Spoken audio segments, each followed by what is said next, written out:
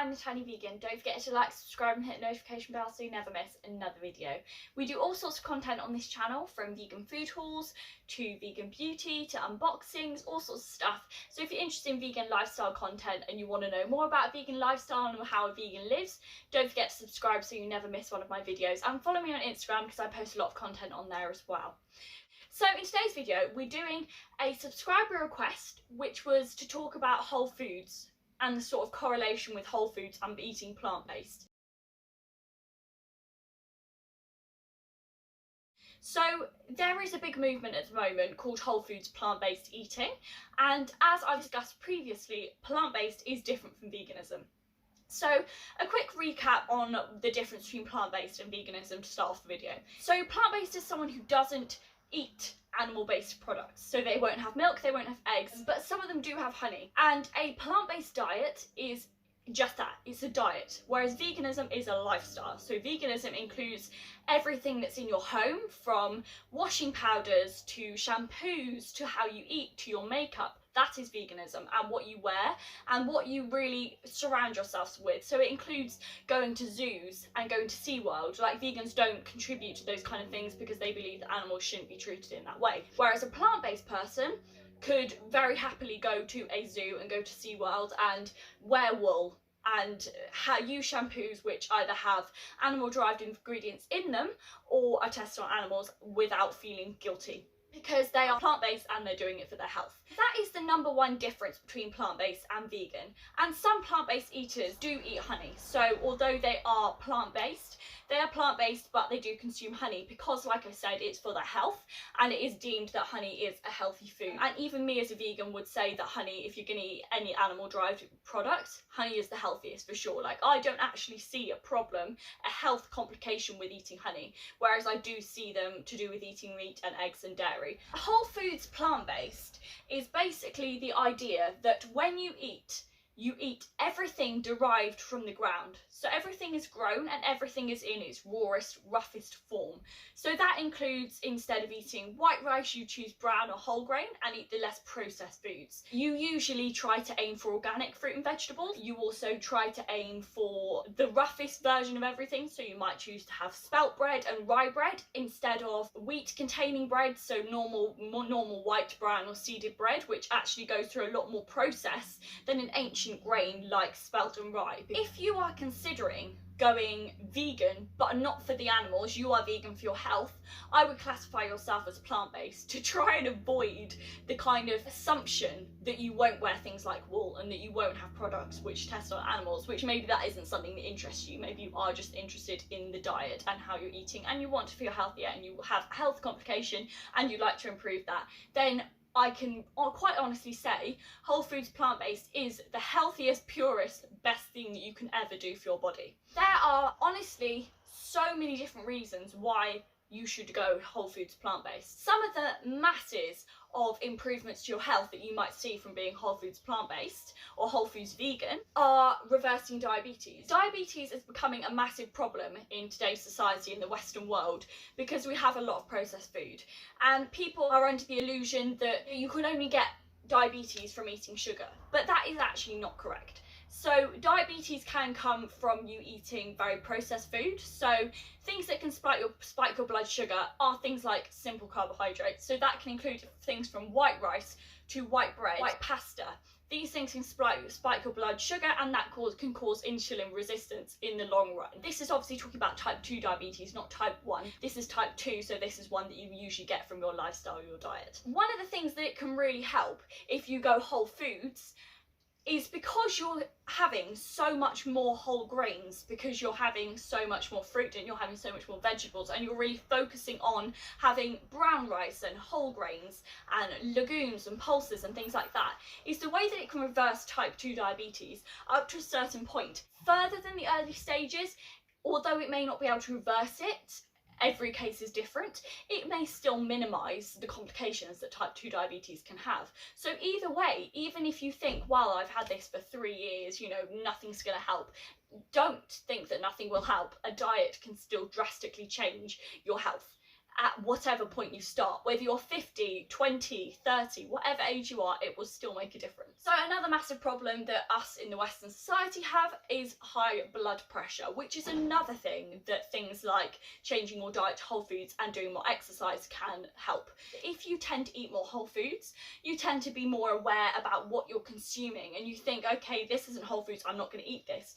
And then I feel like when you start taking that care of your diet, that can lead on to caring about your exercise and thinking, okay, I really want to make sure that I do 10,000 steps a day. And so it can kind of have a knock-on effect. So another thing that eating whole foods can do is it can reduce the risk of atherosclerosis, which is the hardening and build-up of plaque in the arteries, and it can also prevent and help to manage heart disease if you do actually get it. In eating plant-based or vegan, you really minimise the amount of LDL, which is low density lipoproteins, which is known as the bad cholesterol. You really minimise the amount of that you take in, because a lot of the low density lipoproteins are found in animal products. So it's found in meat and things like that, and it's not as common in plant-based foods, especially not if you're eating whole foods. And then you probably increase the amount of high density lipoproteins that you consume, because you'd be consuming healthy fats such as avocados, nuts and seeds, that not only gives you HDL, so good cholesterol, but it also can reduce the amount of LDL that you have in your blood. Another thing it can do is help to maintain or lose weight, if that is a goal of yours. It can help you really focus on what you're eating, and in that you probably eat less calories while eating plant-based and vegan and whole foods, because you'll be eating, let's say, more salads, you'll be eating more fruits and vegetables. So they will make you feel more satiated for longer, because they're so full of fibre. If you ate a lot of fruits and vegetables and you ate a lot of complex carbohydrates in the form of whole grains, whole wheats, legumes, pulses, as complex carbohydrates, they will really help you feel fuller for longer. So you won't get that kind of craving of really, really hungry, I need to just have a chocolate bar, whatever it is. You won't get that spike in blood sugar, which can obviously really cause insulin resistance in the long run. There have been some studies which have shown that it can lower inflammation. So this includes inflammation type health complications, can be things like arthritis and mobility problems. So if you're struggling with mobility, one thing I would recommend is turmeric. That works wonders.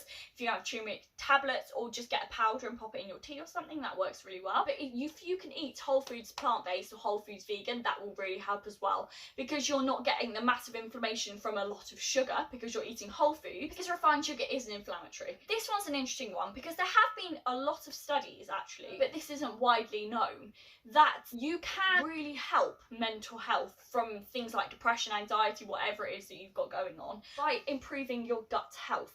Your gut is known as your second brain. It's that important. If you had a healthy gut, so that includes having healthy gut flora and lots of gut microbes, this can really improve your mental clarity and your mental health. I will hopefully leave in the description box a link to a podcast episode that Deliciously Ella did on gut health. She's done quite a few now, and it's fascinating. If you have time when you're driving or something, plug into your car and listen. It's fascinating, very interesting and very informed, because these are actual scientists and actual doctors who have done studies on this. So it's not just something that you see on Facebook and you go, yeah, that's true.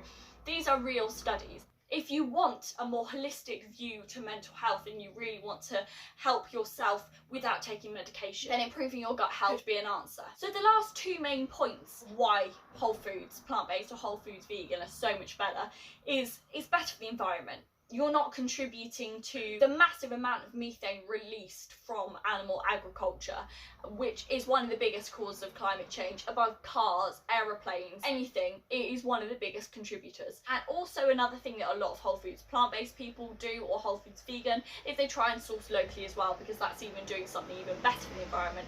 Buy local and buy British if you're in Britain, because again, that reduces air miles and that's better for the environment as well. And the obvious one is it's better for the animals.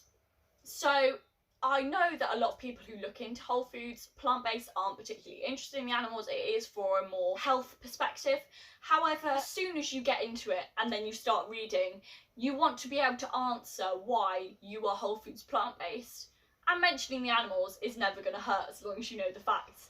So obviously it's better for the animals, because you're not contributing to their pain, suffering and death ultimately. There really isn't a downside to going whole foods plant-based all in all, because the list of health improvements and improvements on animal welfare and improvements for the environment are endless. There are so many. These were just a few that I came up with. This is by no means a conclusive list. There are just so many different things that can be improved by going whole foods. So lastly, I just wanted to talk quickly about why I am not a whole foods vegan.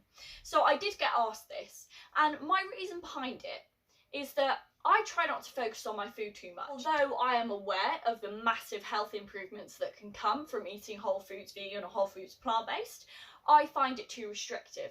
I would not like the mentality of I can't have this packet of crisps or I can't have this chocolate bar whenever I want it. Because I've gone through a time in my life of eating restrictively, far too restrictively, and I just don't want that anymore. And I think as soon as I start monitoring things to a very high degree, then that's where the control starts setting back in, and I can do without that, to be honest. So there are definitely some instances where whole foods plant-based isn't for everyone. I think focusing on trying to eat more whole foods is amazing, but having the restrictiveness of going, I am only whole foods vegan or I am only whole foods plant-based, that's where problems can start to come in. Especially if you've had a history of like eating disorders and things like that, that can really be quite triggering. But saying, okay, you know, if I have the choice between rice and brown rice today, what should I have? Go with brown rice. Those little swaps will still make a difference, but then you've not got to always be thinking, no, I won't have that packet of crisps, no, I won't have that chocolate bar, and then that's the restrictive thought. I hope that makes sense, and I know some of you won't be able to relate and some of you may be able to relate, but that is one of my reasons that I'm not a strict whole foods plant-based or whole foods vegan. If you can, and it's not triggering for you, feel comfortable and you know that it will be right for you to go whole foods plant-based or whole food vegan, then you do it, because it is, for sure, the best thing to do for your health. Without a shadow of a doubt, I would never question that. It is the best thing to do, but it's just not for everyone. And another thing which some people can struggle with when it comes to being whole foods is the price. So money can be an issue when you're trying to eat whole foods, because it means buying a lot more fruits and vegetables, and it means buying brown rice as opposed to the cheapest 15p white rice. So do make sure that you treat yourself, don't like that word, when you really want to, because I think balance is the key, and I can't say that I'd condone a lifestyle which didn't have any balance, because that's not sustainable. To be sustainable and keep that lifestyle going on and that diet going on for a long period of time, you need to treat yourself. Otherwise you're gonna be really motivated for a month or 2 weeks or 2 months, and then after that you'll just be like, this is just too restrictive, I really want to binge, I'm just gonna have a whole day where I binge on everything, and that is even worse for your health than gradually having things over the period of time. Another thing that you've got to think is that if you're going whole foods, don't think that that means that you can only eat things in their purest form. Like, yes you can, but then you can combine things. So there's so many good recipes on raw cheesecakes, for instance, which involve nuts and coconut sugar, which is, in my mind, more of a whole foods alternative to refined sugar. So if you still want to go with that, then do it, or just sweeten it with dates. So there are always ways that you can still have those treats but make them clean. I don't like either of those words personally, because I think that just is telling people there's good and bad foods, which I don't believe in. I hope that explained a little bit more about what whole foods plant-based and whole food vegan is, and why I am not that, although I do lean towards that naturally because I am interested in health and nutrition, so I generally do eat very healthy. So I hope you enjoyed today's video, and let me know in the comments what your opinion on this topic is, and are you whole foods plant-based or vegan, and how are you finding it? Don't forget to follow me on Instagram. I'll leave my Instagram on the screen because I'm always posting pictures of my meals, so if that's something you're interested in, go follow me. I hope you all have a lovely day and a lovely week, and I will see you in the next video.